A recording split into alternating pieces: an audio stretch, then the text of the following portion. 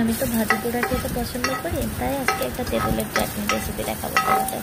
দেখো বন্ধুরা, কড়াইতে কিছুটা সর্ষের তেল দিয়ে একটু রসুন থেতলে ভেজে নিয়েছি। এরপরে এর মধ্যে তেঁতুল ভিজিয়ে রেখেছিলাম অনেকক্ষণ আগে, তারপরে তার কাঠ বানিয়ে নিয়েছি, মানে হচ্ছে গুলে নিয়েছি। এরপরে 1 চামচ ধনে পাতা বাটা, 1 চামচ পুদিনা পাতা বাটা, কিছুটা লবণ এবং তোমার কিছুটা বিট লবণ।